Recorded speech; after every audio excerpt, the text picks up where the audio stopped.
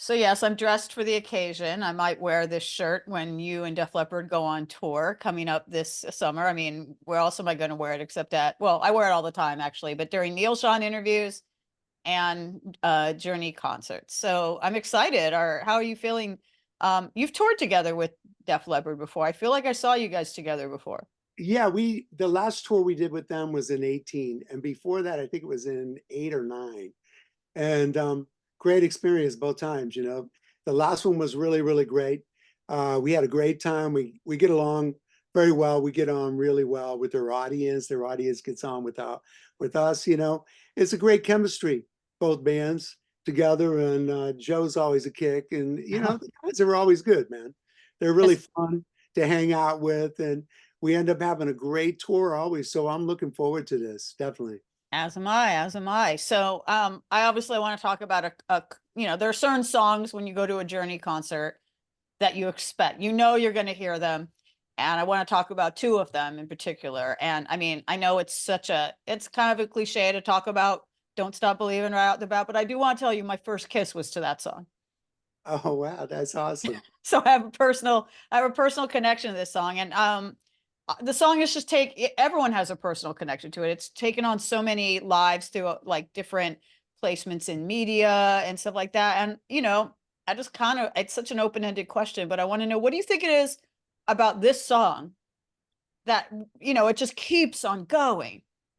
You know, I everybody asked me the same question, so I'm going to try to No reiterate. worries. But you know, some of the songs, the greatest songs, come from nowhere, and they happen very quickly. And this was what happened with "Don't Stop Believing." You know, we were rehearsing together as a band, as we always did. You know, I had a rehearsal place over in Oakland, California, that I had taken over from Larry Graham. Oh Uh, well. from Sly and Family Stone. Larry and I were friends. We worked together, and so I took over the place from him. And it became it was our clubhouse to go and hang out and jam and write. And so that's where we would head over there. And this particular day, we're writing, with Jonathan. He just came into the band, and he brought in, Mm. the quarter pulse of the chords. It was kind of like a sped up "Let It Be," and I'm like going, okay, I'm going to look for a Motown bass part because I knew Steve was very R&B oriented and blues oriented as well as I was, and so I was looking for something to motor the song, with the bass line, Mm. because it can be interpreted in so many different ways if you're going ding ding ding ding ding ding, you know. And I was thinking more of Smokey Robinson, that kind of vibe. And so came up with the bass line. We finished it together. John helped me put an F sharp in it that wasn't there. And then I came up with the B section that the vocals kind of follow, and we kind of threw it together like that, just like section by section. And then I started playing the choo choo train guitar solo part, and they liked it where it was. I just started playing. I was jamming while we're playing along and really wasn't thinking about what I was doing. And they go, "Oh, that's kind of cool." And then they said that inspired them to write the lyrics around the train.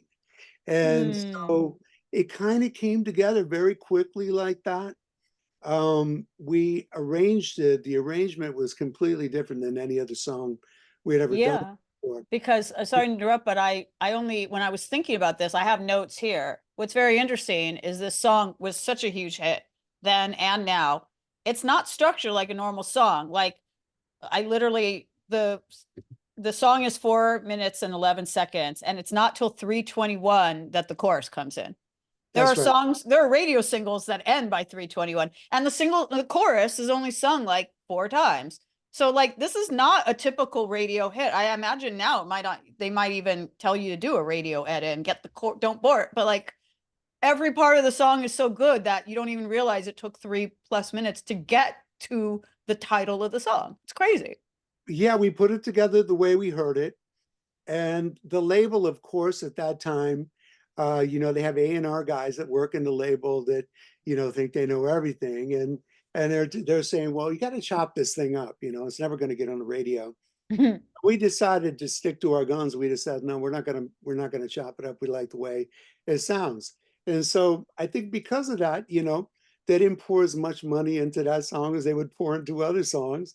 And chart action, is not always because of the song, it's because there's the big giant machine out there. You know, Hmm. there's a lot of politics and money involved and all that kind of thing. I'm going to be completely frank and honest about it. Uh, and so, but I did know that when we recorded this song and we finished it, and they were in the final mixing stages of it with Michael Stone and Kevin Elson, I think this song was going to be massively huge. I don't know why. I just have a gut instinct. And to have it happen this many years later and just continue to get bigger and now become like the biggest song in the world ever in the history of music, I'm like, on this is insane. A pleasant surprise, and definitely very grateful that we spent the time and got it right.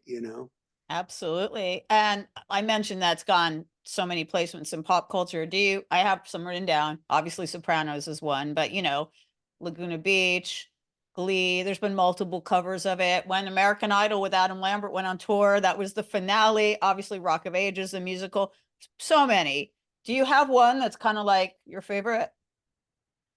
Um, well, you know what? The last one I did that is a favorite story for me now to hold that, Teddy Swims. I met Teddy Swims. My wife and I were following him on the internet for many years. And I'm like listening to this guy's voice and I'm going, man, this guy is seriously soulful. You know, I don't know if he's ever going to make it, but I think that he can really, really sing. Oh, And wow. so um, I got asked to go on to America's Got Talent, right, with Teddy Swims, and he became famous from singing "Don't Stop Believing" with JJ as keyboardist. They look like they're in, a hotel. There's an upright piano there, and JJ is playing the chords, and Teddy's singing it. That went viral. It went hugely viral to where I think he was actually a big part of pushing our song over the top and becoming as big as it is. And then what's really funny now is that, our song just became like the biggest song in the world ever.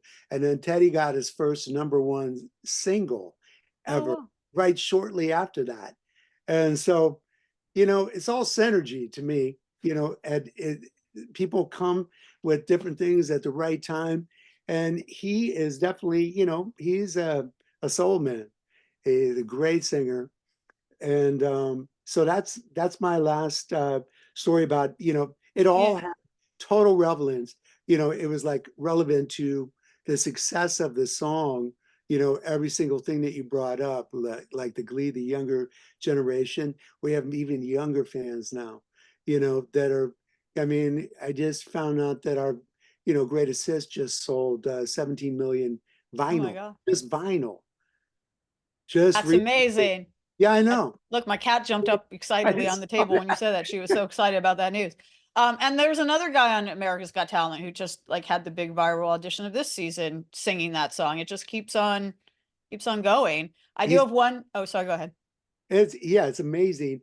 I watched him and I was like, the story is it's just like it's one of those great stories. You know, as a janitor at a school, the kind man, that kids adore, and he opens his mouth and everybody goes, "Who is that?" And I just saw it on the internet the other day. They put him next to Steve Perry, and it's uncanny how they Yeah, sound exactly the same. It's wild to me, absolutely. really, Uh, really wild.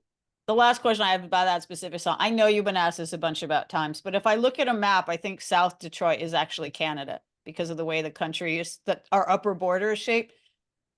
My dad's from Michigan. I wouldn't know. How did the South Detroit thing come up? Because I don't actually think that's a thing. Well, you know what? Steve, I remember he would only sing things that uh, that were singable. The words had to be able. He was had to be able to pronunciate them the way he wanted to, and be able to convey the note the way he wanted to. And South rang to him more than north or west or east. You know, south sounded right, even It though does sound right. there was no south. So it could be Detroit, it could be Canada, you know, it could be anywhere anybody wants it to be, but that is the funny thing about it. Yeah. I feel like the US map needs to be changed. Like I think the song is so big now that I feel like part of Detroit should just rename itself South Detroit in honor of the song. Like because it's such a famous, I feel like it's time for that to happen. That would be awesome. And then they give Journey the keys to the city of South Detroit. So obviously that's one of your big power ballads. You have a lot of other big power ballads. My actual favorite Journey songs are faster songs, Any Way You Want It and Stone in Love. Those are my favorite two Journey songs. But you're known for the big ballads, and I think I read somewhere. I'd love some insight into this. That like you weren't initially into the balladry thing. Like you felt were resistant to it. Is this true? It wasn't all ballads. I was having a hard time with Open Arms in in particular Mm, because it was something brand new that I'd never done before, right? And I'm trying to picture myself in this. I mean, we had other power ballads that we had done prior to hmm that, like a song like Too Late, that was a bit heavier, you know, and more like, you know, I was into, if I was going to listen to a ballad back then, I would listen to Imaginary Western, you know, like Mountain, you know, heavy ballads, like really kind of deep and heavy. And then I was more into that than the light and pretty ballad, you know. And so that was just where my head was at. And, you know, I didn't want anything to do with it. Everybody knows the story. And I didn't want to play it live either. I was scared to death of it, you know. And when we did play it, the audience erupted. And, you know, both Steve and John looked at me like, see, I told you, dummy. Well, it can be a curse of a band that is a hard rock band or, you know, a rock band. This isn't really so much the case for Journey because you've had so many hits, but there are some rock bands that become known for their one big ballad that's Like actually extreme, completely a huh? like extreme. Their I first was album. literally about to say More Than Words doesn't sound like anything else they do. No, and I toured with them back years ago with a band called Hardline, and they were known for that you know acoustic song More Than Words. And then they came on stage and they were like heavy funk metal, you Yeah. know. And I was like, how do people kind of put that together? I mean, I think they're coming to the concert to see extreme people that didn't know them, think that they're going to get a full set of acoustic material Yeah. like that. And it was completely the opposite. So I hear what you're saying. I agree with you. Was that a concern you had when you went down kind of the open arms road that you didn't want to be pegged as this like prom ballad band, which you're Yes, not? yes, I'm going to be honest. It was a concern for me. But you know what? We rock live, and there's a you know I've learned that there's a time and place for all of it, and there's an audience for all of it too. You know, not everybody's the same, um, and a good thing that they're not because it's made it a lot wider and broader. You know, spectrum for people to enjoy our music. Absolutely. So another song I definitely want to ask about is, you know, we were talking about Don't Stop Believin' and the Escape album, which came out in 81, correct? So that was the year that MTV premiered and videos were not necessarily a promotional tool everybody used. Journey predated MTV. So it was when you did Separate Ways that if I'm not mistaken, is the first time you made a video that was like not just you performing on That, stage, but like a video. that $1 million video we did, right? That was $1 million? I'm joking. Okay, I was about to say. I think we made it for like 5 grand, you know, and Really? I think it was one of the first videos ever, you know. And it looks like it now. You go back and you look at it and it's pretty trite. I'm like, oh wow, that's really it's so bad that it's actually funny now, you know. Do you know who directed it? Do you offhand? I mean, I could look it up, but was it a director of like note? God, I can't remember his name offhand right now, but he had done I don't know why I can't remember his name, but it's been years. He did I had a single that came out on MTV that I did off a solo album that was called No More Lies. And he did that video for me with Jan Hen. Okay. Okay, I do remember that video as well. So he was, I'll look it up. He was probably like, you know, some a regular person, but I think, I mean, yeah, the video is, you know, it's funny to look at it now. I don't remember at the time feeling like it was trite. Like, but where did the idea to mime I mean, you're like some of the greatest musicians on MTV, and they take the instruments out of your hands and have you just, do this. How did that come about? It was very uncomfortable. Yeah. It was a director's idea, it was his idea, and not really being used to doing videos at all. You Yeah, know, it was new. I never really thought that Journey ever did a conceptual video ever that was good. I thought that we were live video band. All the stuff that was taken from us playing live from JFK, uh, in Philadelphia, that they moved around and made fit with the album version. That was who we were, and that's how we came off the best. I felt. I thought the conceptual thing never really hit home to me. Just looked too manipulated, and it was not cool enough. And I was just like, I'd rather just be seen playing live. There were a lot of bands that kind of, classic rock bands that kind of predated the MTV era, when like all the bands from England like came over with real conceptual videos that kind of struggled to make that transition from pre MTV to post MTV Yeah, and era. if you weren't like ready to spend a $500,000 on a video, like Aerosmith was with Marty Callner. I mean, Marty Callner was a movie producer. He was Hmm. like, getting a $500,000 or more to do a 3.5 minute song, you know. And then we had used him not in Journey, but when I was in Bad English, Mm. short-lived Bad English with John Waite and Jonathan Cain and Ricky Phillips and Dean Casanova. We did Forget Me Not. And Oh, Marty produced that video. And that was I'd never done anything like it. It was, we were in shooting for about 28 hours straight. So when that scene comes down with all the water pouring on me at the end when I do the guitar solo, I was so burnt I needed to wake up. I was glad to get the ice cold water on me, you know. But we paid a small fortune for that video, and we sold a lot of records. In our first album, we sold over a million and a half albums oh. for a band, and it was quite good. But we spent it all in production of videos. I'm glad you didn't spend $1 million on Separate Ways. When I thought you were serious for a moment, I'm like, oh my God, that you got ripped off.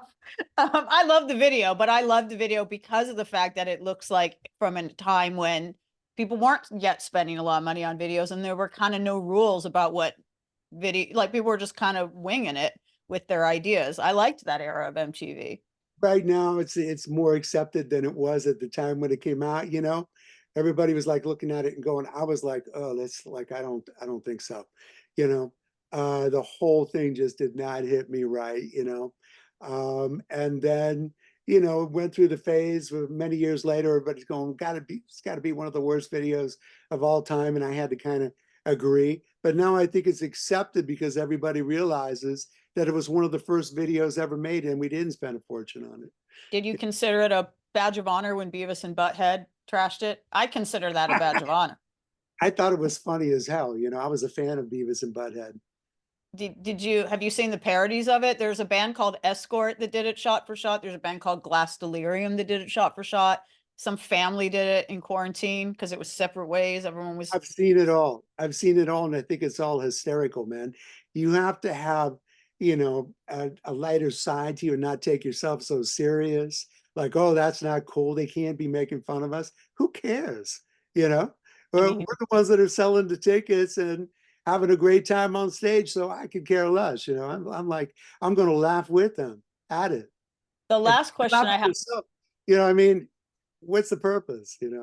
the last question I have about that is there's a website called Noble Mania, which did a series where they would find video girls now and they'd interview them. And they found the girl from that video. Her name is Margaret Olmsted. And she had very pleasant things to say about working on the video. She said everyone in Journey was very nice. She was a big fan of Journey. But she did say that Sherry, Steve Perry's girlfriend, was jealous of her and upset she was in the video. Do you have any recollection of this? I recall a bit of that going down at the time, that the producer was trying to get Steve to interact with her in some kind of way. I don't recall exactly what it was, but I know that Steve was very reluctant to do it, and she was very possessive and you know, kind of nuts. Oh, Sherry. Yeah. As the song said. That video, by the way, was crazy. But I digress. Yep. So at the core of this band, though, obviously Steve Perry's not in the band and Steve Smith and Ross, but like it's always been you and Jonathan. Like not always, but like since the Escape era, the classic lineup that a lot of like children of the 80s I'm think there of for as like Journey. 50, 51 years. John is 41 years. And, everybody else is, Arnell is actually, this is 17th year now, our lead vocalist, which is way But longer than Steve. Yeah. yeah, So both. Yeah, that's crazy. And that's awesome too. But like I did want to ask, I mean, it's an obvious or it's a kind of elephant in the room question to ask, but the relations between you and Jonathan now, because obviously it was in the news that you butted heads over things, political beliefs or whatever. There was, you know what I'm talking about, but like it seems like you've mended fences or figured out a way to like make it work. we just decided that, the music is the music. And we worked really hard and diligently on, keeping this thing alive all these years and just not let the other stuff get in the way and kind of keep it separate. It's all right for us to have separate beliefs of everything. I've never agreed to have, I don't think that our music, and it was actually a rule that way before Jonathan Cain was in the band, that our manager made with us all, that we would never, have politics involved in our music or any one religion, because it's for everyone. Anytime you do that and you segregate, you're going to lose fans. And so why would you want to do that? Just keep it open for everyone to be able to just enjoy your music as music and not have, a title on it, so to speak. How do you feel when certain songs of yours? I don't have a specific idea in mind. I'm just assuming this has happened. But like when an anthemic song of yours, let's say "Don't Stop Believin" is the obvious one, gets used for maybe a cause or a candidate or a rally or whatever that is not in line with your beliefs. I'm not a fan of it. No, I'm not a fan of it. And it doesn't matter. It's not one way or the other. It's not the left side, not the right side. It's just, I'm in the middle, man. And I don't want it to go one way or the other. I think we should remain neutral and let everybody enjoy what they want to enjoy. And I think it's nobody's business. I really don't, I've never appreciated music and politics. I don't think they go hand in hand. I think that music is like the greatest communicator of the world, and that it shouldn't have a label on it to be one way or another. It should be to be conveyed by everyone in their own way. I'm a little surprised to hear you say that, knowing the background that even well predates Journey, Santana, San Francisco, the decade, the 60s that you come from, kind of like the decade where like politics and music came together Actually, initially. I never noticed the politics in Santana. They were never talked about.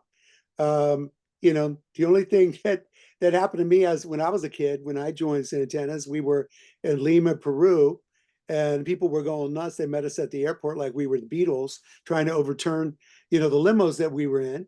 And we received the key to the city, the next day by the mayor in the main church of Peru. And then later we're taken down to the police station and we're deported one by one with machine guns to our head.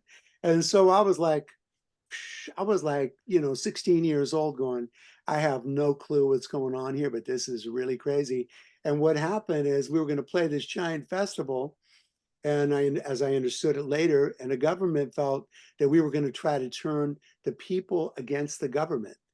And Santana was never that band while I was in it to make any statements like that. Yeah, I guess I meant more, you're from the generation that was kind of maybe the first generation that really felt music could change the world, like the youth quake of the 60s. And, you were It 16 playing that does, role. but the music does change the world, but it doesn't need to be politically, you know. I think it's the lighter side is the thing that brings the joy to people when they're going through tough times.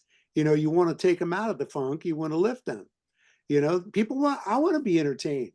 I go to see somebody, I want to be entertained. I don't want to be brought down or brought into some funk. You know, Right. I want to get away from everything that's like that, and I want to be entertained and lifted. And everybody can agree on Don't Stop Believin'. Going back to that for 1 second, I forgot one pop culture thing. Have you ever seen that like weird video that kind of came out? It was like one of the first viral videos. It was like when the internet was kind of starting. It was like the Heaven's Just a Funky Moose lyric video where it's Uh, like America. It was a like this is like seriously, it was like 1999. You gotta find it. It's still on now that YouTube exists. I It can't was recall it, but if you showed it to me, I'd probably go, "Oh yeah, I remember that one." the There's been so message. many of them.